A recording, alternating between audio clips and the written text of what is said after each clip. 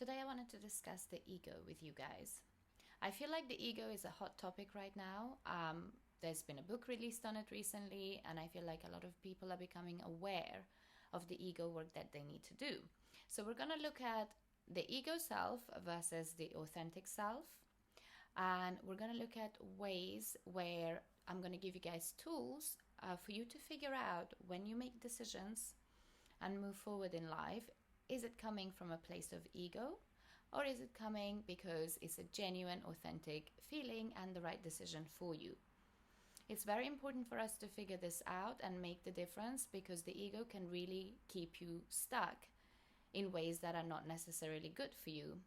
And you need to break out of those habits and start showing up and as your authentic self and keeping your ego in check. If you haven't been to my page before, welcome. I'm Hamasa, and on this corner of the internet, I look at personal development as well as emotional and mental well-being and just day-to-day issues.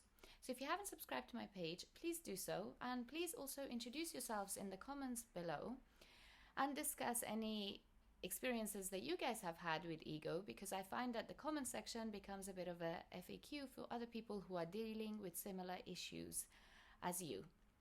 So it's always helpful for us to share our experiences. Welcome back to my page for those of you who've been here before. Now, let's discuss what the ego is, because I feel like a lot of people like myself used to think that the ego was actually something that people just walk around and act like they're amazing, and it's egotistical people who just think they're God's gift to earth, and that's what ego is. But in reality, we all have egos.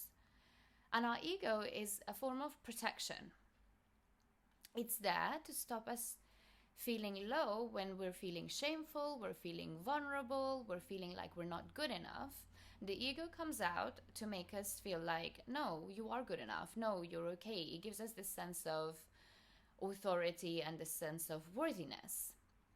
And that's all great and good, but the problem is that when that happens, the ego also stops us from being authentic to ourselves. Also, it makes us lose opportunities. It stops us from basically connecting to ourselves, connecting to other people, connecting to our emotional and mental state, and just bringing it out this defense mechanism, which is the ego, to make us feel like, no, we're enough. And the ego is very persuasive, so it tends to try and force that and enforce that mentality in your head that you are good enough, you don't need to do anything, you're fine. So after doing some research, I came across a good way for us to differentiate how we're really acting or reacting to situations, and whether it's coming from a place of ego. And to do that, it's basically to look out for the 4 Ps.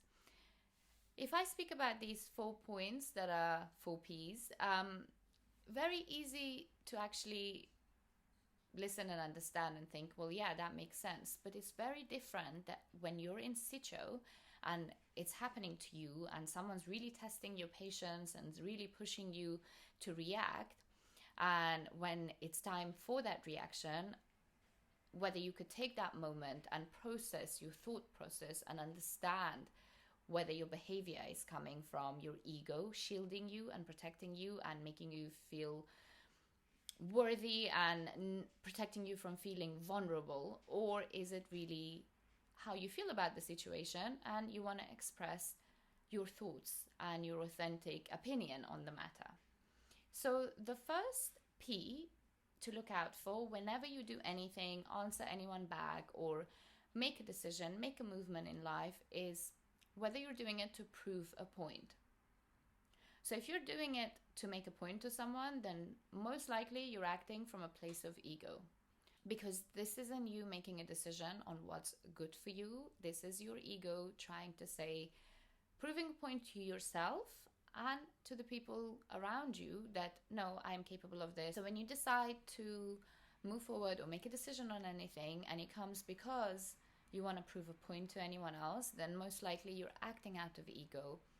It's probably not a genuine decision. You're not really thinking about yourself or the consequences of what that would do to you. You're just doing it to make a point and prove that you are capable, that you're good enough, or whatever it is that you are feeling like vulnerable in any situation. So the first P is whether you're proving a point. The second P would be whether you're protecting something or someone. So if you're doing or not doing things out of fear, you don't want to feel vulnerable, you don't want to feel hurt, you don't want to feel shameful. So in order to protect your self-worth, you then decide, or your ego decides, to hold you back from something because it's protecting you. And so you're making a decision just so you could protect the situation and yourself and all of that. So also this plays a big part into not making decisions. So if you wanted to take a risk in business or do something or ask someone something, then your ego, because you don't want to face the consequences of what will happen if things don't go according to your plan or how you want them to end up. So because you don't want to face that, you don't want to face the failure, you don't want to deal with the consequences, your ego is keeping you safe and protected. So you are doing it to protect yourself, instead of going out there, taking that risk and being authentic to what you really believe or what you really want to do. So the second P would be the protection. The next ego functioning mindset is perfection. So doing anything to be perfect or to come across perfect, that's purely based on ego. That's our mindset fearing the thought of us being an imperfect being. So we want to do things and say things to not be less than perfect. So we want to make people believe that we are this perfection. So we're doing it just so we're protected, our ego and our vulnerability again is taken care of. Therefore, we're doing it to seem a certain way. Which brings me to my next point, and that's pleasing. So people pleasing, it's purely based on ego, because that's our way of trying to control other people's thoughts and mindsets towards us and about what they think of us. So what happens here is that we want to people please in ways, not necessarily, if you go out and do nice things for people because you genuinely want to and makes you feel good, completely different case. But if you're doing and saying things to win approval, to make people think good of you, to make people think highly of you, then that's people pleasing. And that's our ego trying to have control over what everybody thinks our worthiness is. When you want to do good things for people, when it's genuine, it definitely, you could feel the energy and how it makes you feel and your intentions behind it and your expectations of, you don't necessarily want anything in return, you're just doing it because you want to. So you feel that energy shift when it's done because of ego. Because when you do it, you kind of wait for a reaction, you wait and see whether it had the desired effect. So you're expecting an outcome, you're doing it to gain something, and that's based on ego. So it's easy for us to kind of be like, oh yeah, well, yeah, I can see that, makes sense. But it's so important for us to start training in applying these when we are put in situations where we have to react or make a decision or be surrounded by people who test our patience, and not let the ego get out to start protecting you. You don't need your ego to come out there. If you have a good, authentic relationship with yourself, you understand your weaknesses and your confidence, then it doesn't really faze you that much. You don't feel the need to put on this shield to make yourself look a certain way or come across a certain way.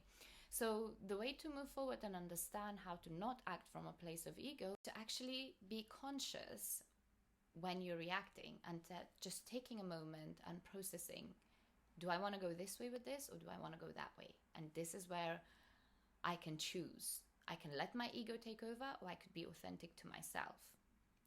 And in order to be authentic to yourself, I'm going to point out a few things that you need to watch out for, the same way we did with the ego, we're going to do with the authentic self. So when you are trying to make conscious decisions to be more authentic to what you genuinely believe in, then you can practice these and be conscious of, when I make these decisions, is it coming from the 4 Ps or the few C's that I found that would help you guys differentiate.